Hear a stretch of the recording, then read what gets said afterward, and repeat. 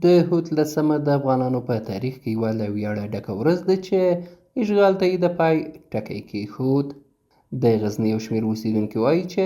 د هوتلسمه هغه ویاړلې ورځ ده چې د امریکا او د هغوی د متحدینو 20 کلن اشغال ته یې د پای ټکی کېښود، او دا ورځ د افغانستان په تاریخ کې یوه له ویاړمنو ورځو څخه شمیرل کېږي. د دوحې په اړه به داسې ووایو چې الحمدلله د الله جل جلاله حمد چې د سبا د هوتلسمه ده چې په دې ورځ باندې لوی رژیم او د مسلمانانو دښمن چې امریکا وه په دې ورځ باندې له مسلمانانو له افغانستان فتح کړل سوه او لوی ماته یې وخوړله. در ارتباط به در یهود بسیار کار نیکی شد. مثلا مملکت ما آزاد شد، امریکا از افغانستان خارج شد، دیگه افغانستان انشالله سر پای خود است و از خاک وطن خود دفاع منه. لسم د هود هغه ورځ ده چې امریکایانو د اسلامي امارت سره هغه تړون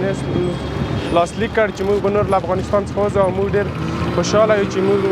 خپله ازادي ترلاسه کړه، او د دوحې د تړون په پایله کې افغانستان کې ډېر امنیت راغلی دی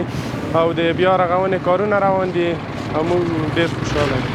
د قطر پلازمینه دوحه کې د اسلامي امارت او امریکا ترمنځ تاریخي تړون د نړیوالو شاهدانو، بهرنیو چارو وزیرانو او د یو شمېر هیوادونو د استازو په شتون کې امضا شو، چې په پایله کې په افغانستان کې د امریکا 20 کلن حضور ته د پای ټکی کېښودل شو.